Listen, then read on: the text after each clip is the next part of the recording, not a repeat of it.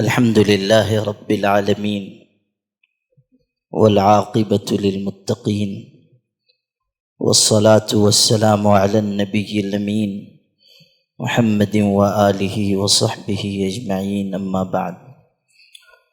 أعوذ بالله من الشيطان الرجيم. بسم الله الرحمن الرحيم. لقد كان لكم في رسول الله أسوة حسنة لمن كان يرجو الله واليوم الآخر وذكر الله كثيرا. وقال النبي صلى الله عليه وسلم: كل أمتي يدخلون الجنة إلا من أبى. قيل: من يأبى يا رسول الله؟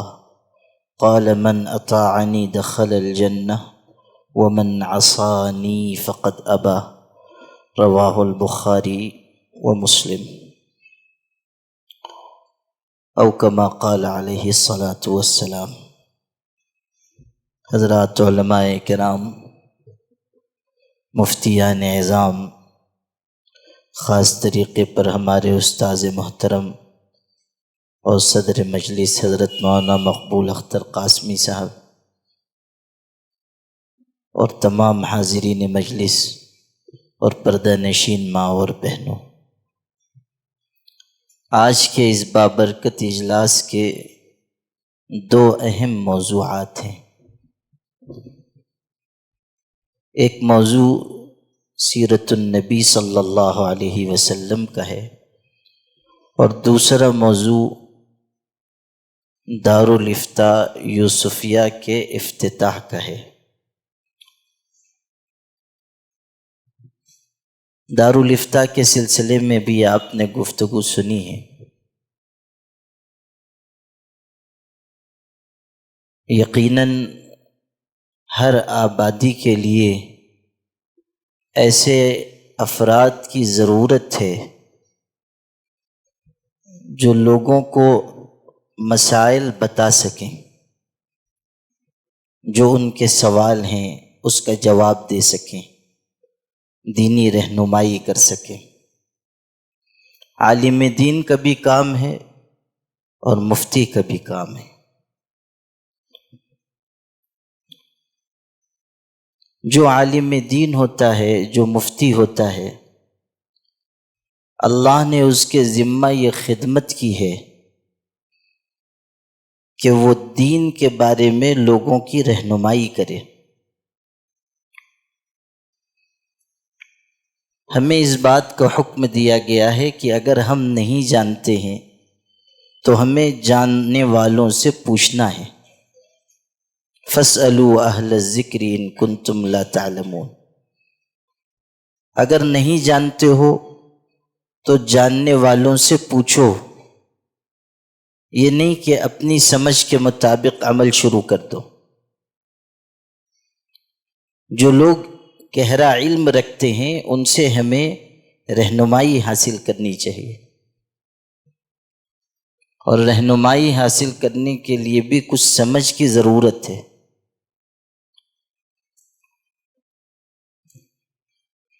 ابھی مفتی عامر صاحب نے یہاں ایسے ہولناک واقعات بیان فرمائے کہ یہ بیچارہ ہمارا نیا مفتی جس کو دارالافتاء کھولنا ہے، یہ پہلے ہی دن 2 رکعت صلاۃ التوبہ پڑھ لے کہ اپنے سے یہ کام نہیں ہوگا. ویسے اس کی تحقیق ضروری ہے کہ یہ سارے حوادث انہی کے ساتھ کیوں پیش آ رہے ہیں. عام طریقے پر لوگوں کے ہاں سمجھ کی کمی ہے، اور ہمیں یہ سمجھانا چاہیے کہ سوال کس طرح کا کرنا چاہیے، کس طرح علماء اور مفتیان کرام کے ساتھ سلوک کرنا چاہیے. ان کا ادب، ان کی تعظیم، ان کا احترام لازم ہے. ساتھ ہی علماء اور مفتیان کرام کی بھی ذمہ داری ہے کہ اللہ نے ان کو جو علم دیا ہے اس کو وہ بافیض بنائیں. اور اگر ایسی صورتحال پیش آئے جو ہمارے لیے تکلیف دہ ہو یا خلاف مزاج ہو، تو کسی نہ کسی درجے میں اپنے منصب کی ذمہ داری کی وجہ سے اسے برداشت بھی کر لینا چاہیے۔ اللہ نے ہمیں روئے زمین پر ہدایت کا چراغ بنایا ہے۔ چراغ کا کام ہوتا ہے اپنے آپ کو جلانا اور لوگوں کو روشنی پہنچانا۔ العلماء مصابیح فی الارض، ہم روئے زمین پر ہدایت کا چراغ ہیں۔ ہمیں تو ہر حال میں لوگوں تک روشنی پہنچانا ہے، یہاں تک کہ اگر کوئی ہم سے دین کا کوئی مسئلہ نہ بھی پوچھے تب بھی ہمیں بتانا ہے۔ یہ ہماری دینی، شرعی، اخلاقی ذمہ داری ہے، ہم پر اللہ نے یہ چیز لازم کر دی ہے۔ سیرت النبی صلی اللہ علیہ وسلم کا بھی موضوع ہے، اور میں نے یہ چاہا تھا کہ چند واقعات سیرت کے آپ کے سامنے عرض کروں، اور اس سے جو سبق نکلتا ہے وہ بھی آپ کے سامنے پیش کروں۔ ابھی جو بات میں عرض کر رہا ہوں اسی سے جڑا ہوا ایک واقعہ سناتا ہوں۔ ہمارے آقا حضرت محمد صلی اللہ علیہ وسلم کے بارے میں حضرت انس ابن مالک رضی اللہ عنہ جو خادم رسول ہیں بیان کرتے ہیں کہ میں حضور صلی اللہ علیہ وسلم کے ساتھ کہیں جا رہا تھا، آپ تشریف لے جا رہے ہیں، میں ساتھ میں ہوں۔ راستہ گزرتے ہوئے ایک دیہاتی کہیں سے آ گیا، اور اس دیہاتی نے حضور صلی اللہ علیہ وسلم کے گلے میں، آپ کی گردن میں ایک چادر ڈلی ہوئی تھی، اس کو پکڑ لیا، اور حدیث کے الفاظ ہیں فَجَبَزَهُ جَبْزَةً شَدِيدًا، بہت زور سے وہ چادر کھینچی۔ اندازہ کیجئے کہ کائنات کے سب سے بڑے انسان ہیں ہمارے آقا حضرت محمد صلی اللہ علیہ وسلم، ان سے بڑھ کر روئے زمین پر اللہ کا کوئی محبوب نہیں، اور وہ اعرابی اور دیہاتی اس طرح حضور کے ساتھ سلوک کر رہا ہے۔ کوئی کافر مشرک نہیں ہے، مسلمان ہے، لیکن نا سمجھ ہے، دیہات کے رہنے والوں میں شعور نہیں ہوتا ہے۔ اس نے حضور کی چادر مبارک کو بہت زور سے کھینچا،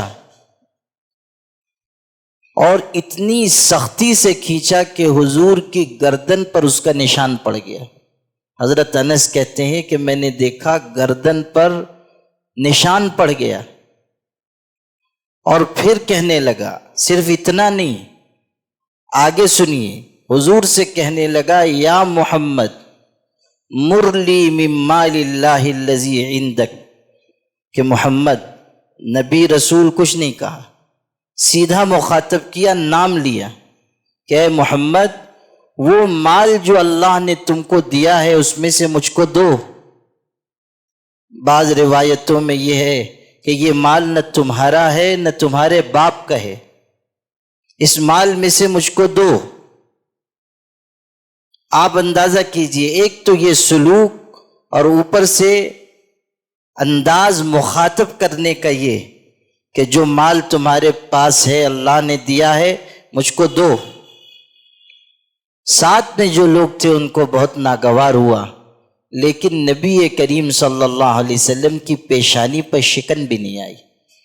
آپ نے صحابہ سے کہا کہ اس کو دو، آپ مسکرائے اور کہا کہ اس کو دو، جو مانگ رہا ہے اس کو عطا کرو۔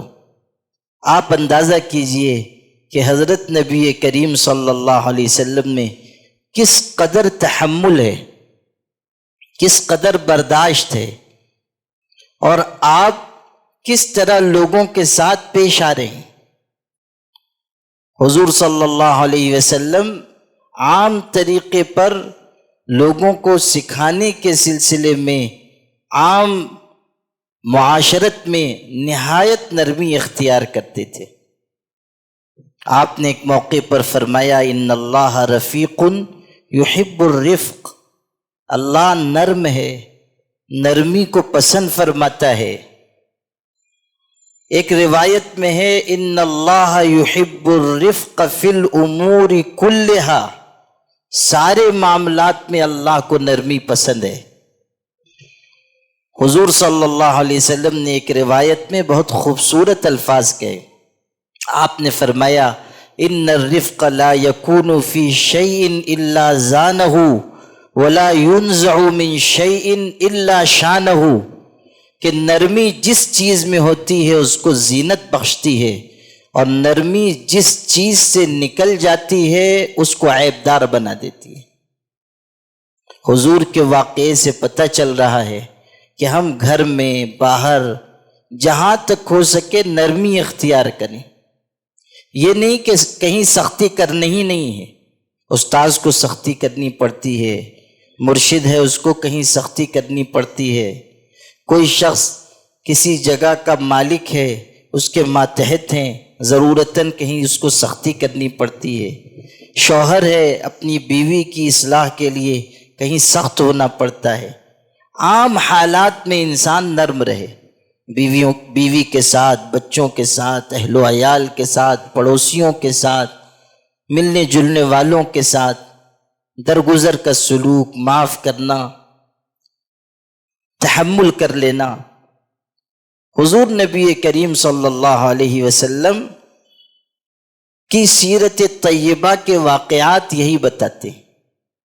آپ کی اخلاق کی بلندی اور آپ کی نرمی، عفو درگزر، وہ انتہا درجے کو پہنچی ہوئی ہے۔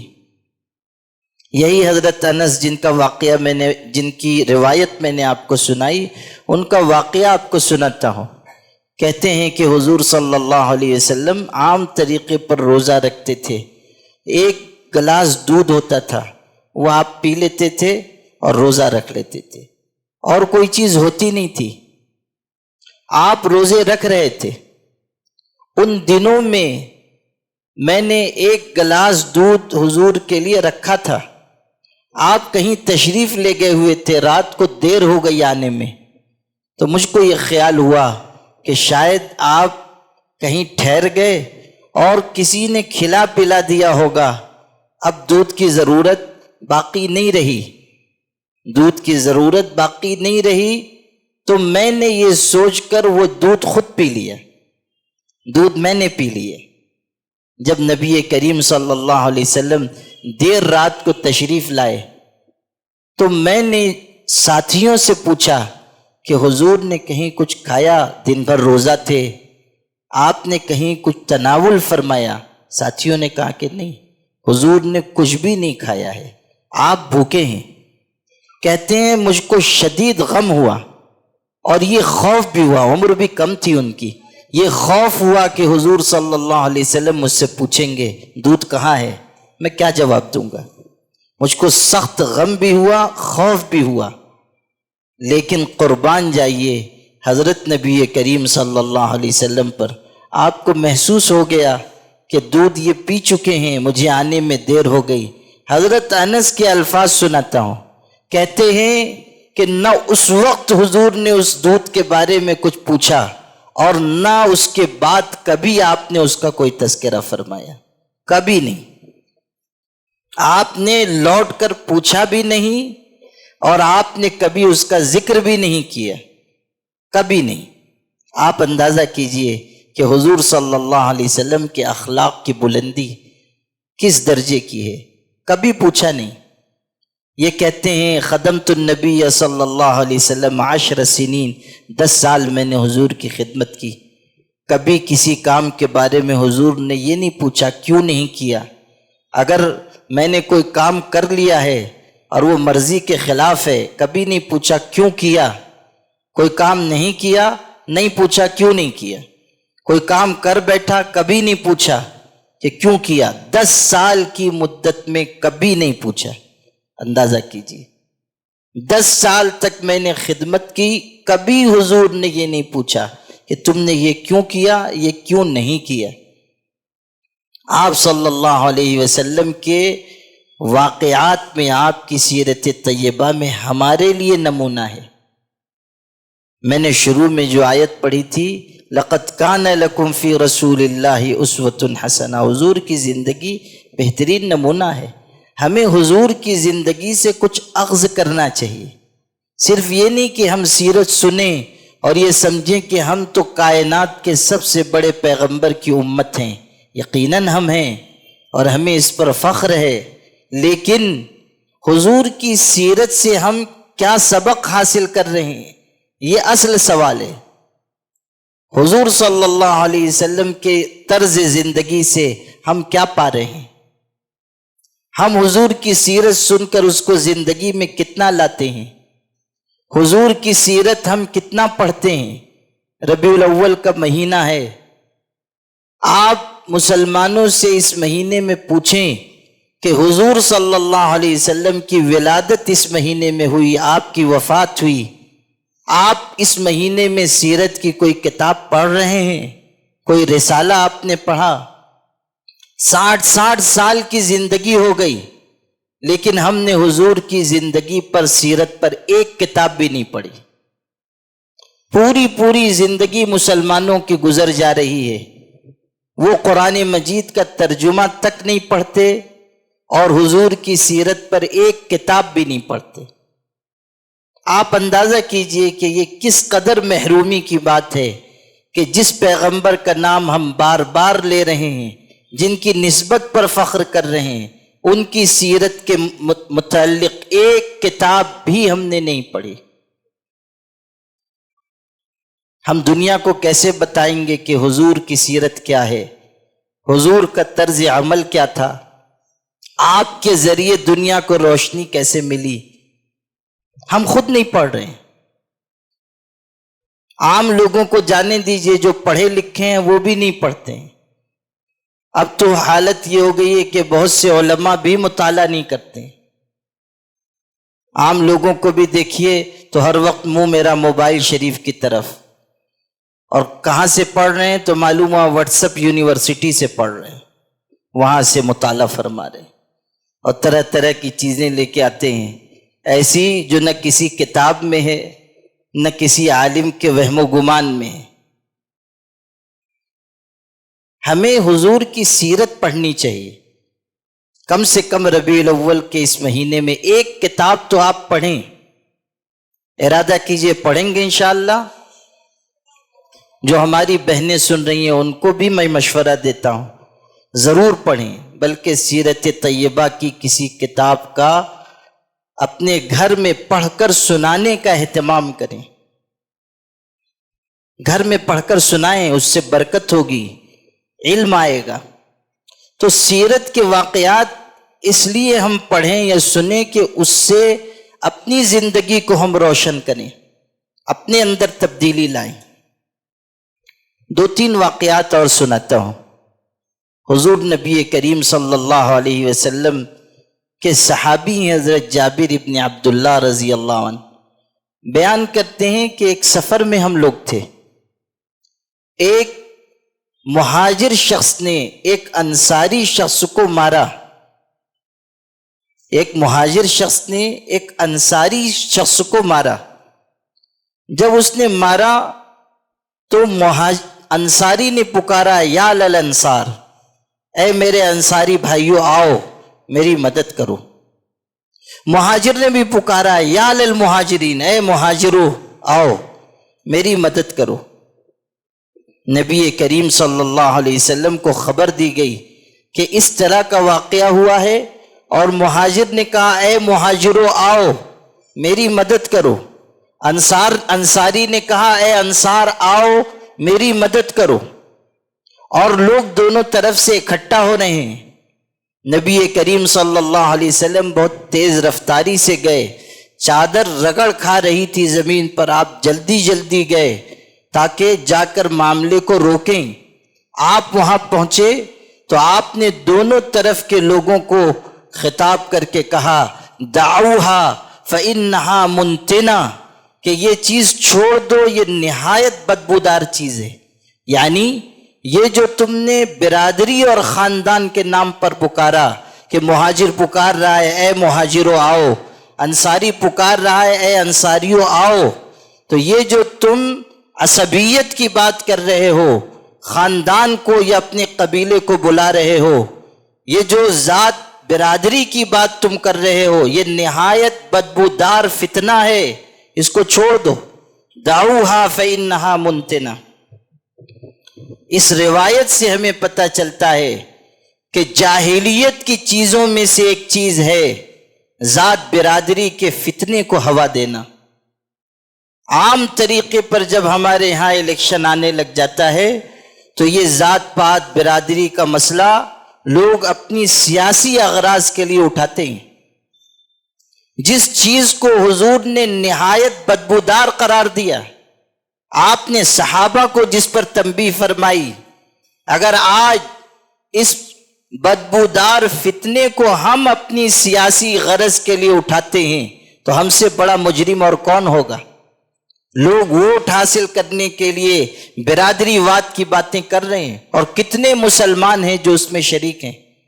مجھے قریب میں معلوم ہوا اپنے یہاں کی ایک سیاسی پارٹی کی ایک میٹنگ کی گئی، اس میں علماء بھی تھے۔ ان علماء نے وہاں جو گفتگو کی ہے وہ گفتگو لوگوں نے نقل کی، سن کر نہایت درجہ تکلیف ہوئی کہ علماء ذات پات اور برادری کی بات اس میٹنگ میں کر رہے تھے، علماء کر رہے تھے، جن لوگوں کی یہ ذمہ داری تھی کہ ذات پات اور برادری واد کو زمین میں دفن کریں، آج وہ اپنے تھوڑے سے نفع اور فائدے کے لیے، اپنے مفاد کے لیے اگر ذات پات برادری کی بات کر رہے ہیں تو یہ دین سے بھی بے وفائی ہے، حضور سے بھی بے وفائی ہے، اور اپنے علم سے بھی بے وفائی ہے۔ آج دنیا میں آپ کو تھوڑا مال مل جائے گا، ہو سکتا ہے کوئی منصب آپ کو مل جائے، لیکن قیامت کے دن آپ کی نہایت سخت پکڑ ہوگی۔ جو نہیں جانتے اور غلطی کرتے ہیں ان کی پکڑ تو ہے، لیکن جو جان بوجھ کر خود گمراہ ہوتے ہیں اور دوسروں کو گمراہ کرتے ہیں وہ جہنم کی آگ کا ایندھن ہے۔ ہر عالم کو، ہر مومن کو ذات پات برادری کے فتنے سے اپنے آپ کو بچانا چاہیے۔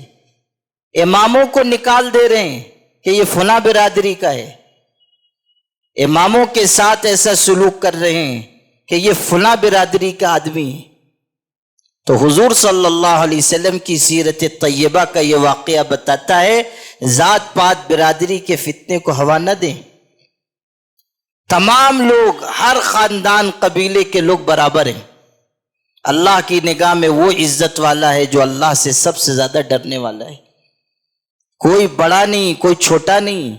میں فلاں برادری سے ہوں تو میں اونچا ہوں، آپ فلاں برادری سے ہیں تو نیچے ہیں۔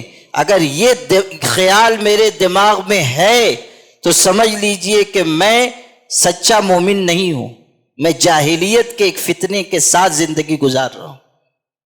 یہ ہرگز ہمارے ذہن میں نہیں ہونا چاہیے۔ حضور صلی اللہ علیہ وسلم کا ایک واقعہ اور عرض کرتا ہوں۔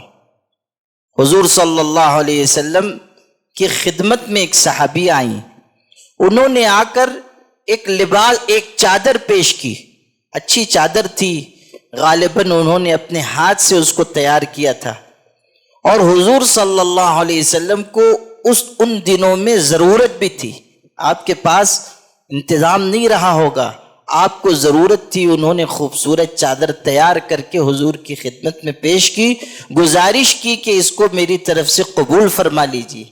آپ نے اس کو قبول فرمایا، ان کو دعا دی، وہ چلی گئیں۔ حضور صلی اللہ علیہ وسلم کو چونکہ ضرورت تھی، آپ نے وہ چادر زیب تن فرمائی، آپ نے اس کو پہن کر آپ صحابہ کے درمیان تشریف لائے۔ صحابہ کو بھی معلوم تھا کہ حضور کو ضرورت تھی اور یہ اب آپ پہن کر تشریف لائے ہیں۔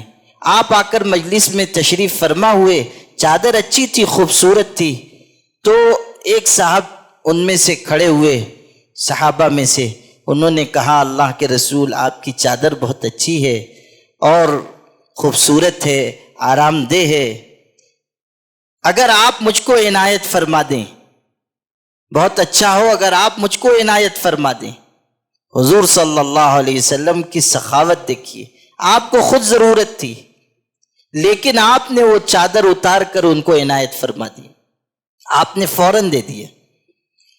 ایک جملہ بھی آپ نے نہیں کہا کہ مجھ کو ضرورت ہے، آپ نے فوراً اتار کر ان کو دیا۔ تو دوسرے لوگوں نے، ساتھیوں نے یہ کہا کہ تم نے اچھا نہیں کیا، حضور صلی اللہ علیہ وسلم کو ضرورت تھی اور تم کو معلوم ہے کہ حضور کی عادت یہ ہے کہ اگر کوئی آپ سے سوال کرے تو آپ انکار نہیں فرماتے۔ یہ ہو ہی نہیں سکتا کہ کوئی کچھ مانگے اور حضور نہ دیں، نہ، آپ ہمیشہ مانگنے والے کو عطا کرتے ہیں۔ ما قال لا قط الا فی تشہدہ ولولا التشہد لکانت لاؤہ نعمی، کہ حضور نے زندگی میں کبھی لا نہیں کہا۔ لا مطلب یہ اردو والا لا نہیں کہ لا مجھ کو دے، عربی کا لا ہے مطلب نہیں، عربی اردو میں فرق ہے۔ یہ لوگ جاتے ہیں عمرہ کرنے، کہتے ہیں یہ کھجور اتنے میں دو، وہ دکاندار کہتا ہے عربی لا نہیں ملے گی، یہ سمجھتے کچھ مانگ رہا ہے، وہ کہتا ہے لا یعنی اس دام میں نہیں ملے گی، اور یہ بیچارہ سمجھتا ہے کہ یہ کچھ مانگ رہا ہے۔ لا اردو کا الگ ہے، عربی کا الگ ہے۔ تو شاعر کہتا ہے کہ حضور نے کبھی لا نہیں کہا، ہاں تشہد میں کہتے تھے، جب نماز کی حالت میں ہوتے تھے، قعدے میں بیٹھتے تھے تو اشہد اللہ الہ، یہاں لا کہتے تھے۔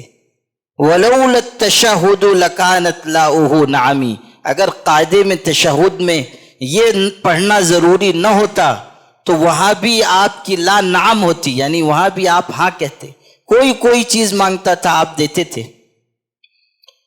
حضرت عثمان کے واقعات میں ہے کہ حضور تشریف رکھتے تھے، ایک فقیر آیا، اس نے کہا کچھ دیں، حضور نے 1 درہم نکال کر دیا، وہ گیا گلی میں پہنچا تھا، حضرت عثمان پیچھے سے آہستگی سے اٹھ کر گئے اور گلی میں جا کر اس سے کہا ایک سودا کرو گے؟ اس نے کہا کیا؟ انہوں نے کہا مجھ سے دینار لے لو، سونے کا سکہ، درہم مجھ کو دے دو، چاندی کا سکہ ہوتا تھا۔ اور فقیر کو کیا چاہیے؟ بھوکے کو 2 روٹی، اندھے کو 2 آنکھیں۔ فقیر نے دیکھا سونا مل رہا ہے، اس نے وہ درہم دیا، دینار لے لیے۔ حضرت عثمان کی محبت تھی کہ حضور کا دست مبارک لگا ہے اس درہم میں، اس لیے میں وہ رکھوں گا، اور دینار دے کر درہم لیا، آ کر خاموشی میں بیٹھ گئے۔ تھوڑی دیر گزری تھی، وہ فقیر پھر آیا اور آ کر پھر حضور سے سوال کیا، آپ نے پھر عنایت فرمایا، یہ نہیں کہ ابھی تو تم لے کر گئے تھے، اس نے آ کر سوال کیا، آپ نے پھر عنایت فرمایا۔ وہ گلی میں گیا، حضرت عثمان پھر گئے، کہا دینار لو، درہم دو، اس نے دے دیا۔ تھوڑی دیر گزری تھی، پھر چلا آیا۔ اب آپ سوچئے اگر ہم لوگ ہوتے تو اس کی کیسی حجامت بناتے، اس فقیر کی شامت آ جاتی۔ لیکن حضور کا ظرف دیکھیے، آپ نے پھر 1 درہم دیا اور نگاہ اٹھا کر اس کو دیکھا، ایک جملہ کہا بس، حضور کی نگاہ تھی، آپ نے فرمایا انت سائل ام تاجر، کہ تم سوالی ہو یا تجارت کرنے والے ہو؟ یہاں ہم سے درہم لے کے جاتے ہو اور گلی میں جا کر دینار سے بدل لیتے ہو، تو تم فقیر ہو یا تاجر ہو؟ حضور صلی اللہ علیہ وسلم لا نہیں کہتے تھے۔ تو صحابہ نے کہا کہ تم کو معلوم ہے حضور انکار نہیں فرماتے ہیں، اور تم نے سوال کیا، حضور کو دینا پڑا، آپ نے دے دیا۔ ان صحابی کی بھی محبت دیکھیے، انہوں نے کہا کہ میں بھی یہ بات جانتا ہوں، لیکن میں نے اپنے استعمال کے لیے یہ چادر نہیں لی ہے، میرا دل یہ چاہتا تھا کہ حضور کی چادر مل جاتی تو یہ چادر میرا کفن بن جاتا، میں نے اس لیے حضور سے یہ سوال کیا ہے کہ میں اس چادر کو جس کو حضور نے پہنا ہے، اوڑھا ہے، میرے لیے کفن بناؤں۔ چنانچہ انہوں نے وہ چادر رکھی اور روایت میں ہے کہ وہی چادر ان کا کفن بنا۔ تو میں جو آپ سے اس واقعے کی روشنی میں عرض کرنا چاہتا تھا وہ یہ کہ حضور صلی اللہ علیہ وسلم کا یہ بھی نمونہ ہے کہ ہم اللہ کے راستے میں دیں، سخاوت کریں۔ عطا کرنا، لوگوں کو دینا اللہ کو بہت پسند ہے۔ اللہ نے اگر ہمیں کچھ دیا ہے دینا چاہیے، بخل اور کنجوسی سے کام مت لیجیے۔ کچھ لوگوں کے پاس دولت ہوتی ہے مگر دل نہیں ہوتا، مال بہت ہے دل چڑیا کی طرح ہے، اس طرح آدمی کو نہیں جینا چاہیے۔ اللہ نے اگر دیا ہے دینے کے لیے دیا ہے، اللہ کے راستے میں ہمیں خرچ کرنا چاہیے، بخل اور کنجوسی کا ثبوت نہیں دینا چاہیے۔ بعض لوگ ایسے ہوتے ہیں نہایت بخیل، اگر بیچارہ کوئی مدرسے کا سفیر پہنچ جائے اور مدرسے کے بارے میں کچھ کہے، وہ اپنی ہی ایسی داستان درد سناتے ہیں کہ وہ بیچارہ فقیر بھی سوچتا ہے کاش میرے پاس کچھ زکوٰۃ کی رقم ہوتی تو ان کو دے دیتا، یہ بیچارے سب سے بڑے مستحق کے زکوٰۃ معلوم ہو رہے ہیں۔ یہ نہیں، اللہ نے دیا ہے تو ہم دیں، علماء پر خرچ کریں، دین کی دعوت دینے والوں پر خرچ کریں، اللہ نے دیا ہے کار خیر میں خرچ کریں، مسجد مدرسے پر خرچ کریں۔ اور مسلمانوں کی ایک تاریخ ہے کہ انہوں نے اللہ کی راہ میں خرچ کیا ہے۔ آج یہ وقف ترمیمی بل کا معاملہ پورے ملک میں ایک آتش فشاں بنا ہوا ہے۔ آپ کو یہ معلوم ہونا چاہیے کہ حکومت نے یہ وقف ترمیمی بل اسی لیے پیش کیا ہے کہ وقف کی جو جائیدادیں پورے ملک میں بکھری ہوئی ہیں ان پر کسی طرح قبضہ کیا جا سکے۔ آپ کو معلوم ہونا چاہیے کہ تقسیم ملک کے وقت ہماری بہت سی وقف زمینیں ختم ہو گئیں، اس کے بعد حکومتوں نے بھی بہت قبضہ کیا، دوسروں نے بھی قبضہ کیا، خود مسلمانوں نے بھی بہت ساری وقف جائیدادیں بیچ دیں۔ یہ امبانی کا جو محل تعمیر ہوا ہے مسلمانوں نے زمین بیچی ہے، اربوں روپے کی مالیت کی زمین کوڑیوں کے مول میں بیچ دی گئی۔ تو مسلمانوں نے بھی وقف جائیدادوں کا ستیہ ناش ہول سیل میں کیا ہے، اس میں کوئی شک نہیں ہے۔ لیکن یہ ساری باتیں ہونے کے باوجود، اتنا ہمارا نقصان ہونے کے باوجود، اب بھی ملک میں جو وقف زمینیں ہیں آپ کو حیرت ہوگی کہ اب بھی ہمارے پاس جو زمینیں کٹ کٹا کر باقی بچی ہیں وہ بھی 6 سے 7 لاکھ ایکڑ زمینیں ہیں۔ ہزار کی بات نہیں ہے، اور ایکڑ کی بات کر رہا ہوں، اسکوائر فٹ کی بات نہیں کر رہا ہوں۔ 6 سے 7 لاکھ ایکڑ زمین ہے وقف کی جو ہمارے باپ دادا نے اللہ کے راستے میں دی ہے، اور کتنا بڑا سرمایہ ہے آپ اندازہ کیجیے۔ 6 سے 7 لاکھ ایکڑ زمین کوئی معمولی بات ہے؟ تو اللہ کے راستے میں خرچ کرنے کا ایک جذبہ رہا ہے، اور یہ حضرت نبی کریم صلی اللہ علیہ وسلم کی تعلیمات کا نتیجہ ہے۔ ہمیں بھی اس راستے پر چلنا چاہیے۔ بہرحال حضور کی سیرت طیبہ کے متعلق میں نے یہ چند باتیں واقعات کی شکل میں عرض کر دیں۔ یہاں دارالافتاء قائم ہو رہا ہے، اور ہمارے عزیز جناب مفتی عبدالرحیم ملی صاحب زید علمہ و رشدہ یہاں خدمت انجام دیں گے، اور آپ لوگوں کی طرف سے جو سوالات آئیں گے وہ اس کا بہتر طریقے پر جواب دیں گے انشاءاللہ الرحمن۔ انہوں نے معہد ملت سے تعلیم حاصل کی ہے، یہاں امامت و خطابت کے فرائض بھی انجام دے رہے ہیں، اور دیگر سرگرمیوں میں بھی شریک ہیں۔ ایسے علماء جو متحرک ہوں، جو فعال ہوں، جو خدمت کے کاموں سے جڑے ہوئے ہوں، ہمیں ان کا ساتھ دینا چاہیے، اور جو کار خیر وہ انجام دیں ہمیں اس میں ان کی مدد کرنی چاہیے۔ دارالافتاء مسلمانوں کی ہر بستی کی ضرورت ہے، اس لیے کہ شرعی وسائل وہاں سے پوچھے جائیں گے، وہاں سے رہنمائی ہوگی، اور وہ رہنمائی آپ کو دین پر قائم رکھنے کا ذریعہ ہوگی۔ فتویٰ معمولی چیز نہیں ہے، فتویٰ قرآن و حدیث کے نچوڑ کی شکل میں پیش کیا جاتا ہے۔ آج کل چونکہ مفتیان کرام بھی بہت ہو گئے، فتویٰ بھی بہت ساری چیزوں میں آتا ہے، اور میڈیا کے ذریعے بھی فتوے کی بے توقیری کی جاتی ہے، اس لیے کچھ مسلمانوں کے ذہن میں بھی اس طرح کی بات ہے کہ فتویٰ تو بس مفتی دیتے رہتے ہیں، فتویٰ تو بس ایسی چیز ہے۔ یہ نہیں ہونا چاہیے، یہ نہیں ہونا چاہیے۔ ہمارے یہاں کا آپ کو ایک واقعہ سناؤں کہ ایک جگہ پنچایت ہو رہی تھی، فتویٰ پیش کیا گیا، جو دوسری طرف فریق تھے ان میں ایک عالم بھی، ان کے سامنے وہ بات رکھی گئی کہ یہ دیکھیے یہ فتویٰ ہے، یہ شریعت کا یہ حکم ہے، تو پنچایت میں غصہ گرمی تو ہوتی ہی ہے، لیکن آدمی کو اپنے آپ کو قابو میں رکھنا چاہیے۔ ان کے سامنے وہ بات پیش کی گئی اور یہ کہا گیا کہ یہ فتویٰ ہے، شریعت کا حکم ہے۔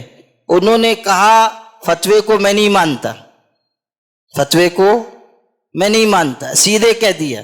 اب آپ بتائیے کہ فتویٰ تو قرآن و حدیث سے نکل کر آنے والی چیز ہے، آپ یہ جو کہہ رہے ہیں میں فتوے کو نہیں مانتا، یعنی آپ شریعت کے حکم کو نہیں مان رہے، اور ایسا کہنے والا کہ میں شریعت کے حکم کو نہیں مانتا، وہ انسان مومن نہیں رہے گا، وہ کافر ہو جائے گا۔ جو شریعت کے کسی حکم کا انکار کر دے، تو ہم لوگوں کو فتویٰ کی عظمت سمجھنی چاہیے، اور اپنے شرعی مسائل کے سلسلے میں دارالافتاء کی طرف، علماء کی طرف، مفتیان کرام کی طرف رجوع کرنا چاہیے، ان سے پوچھ کر عمل کرنا چاہیے۔ اور اس سلسلے کی باتیں چونکہ آ چکی ہیں، اس لیے میں ان کو دہرانا نہیں چاہتا، وقت بھی کافی ہو چکا ہے۔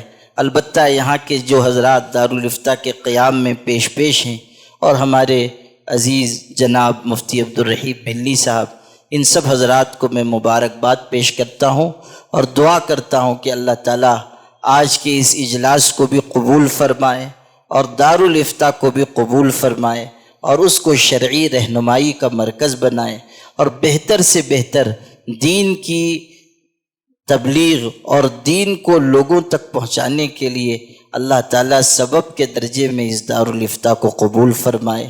وآخر دعوانا الحمد للہ رب العالمین۔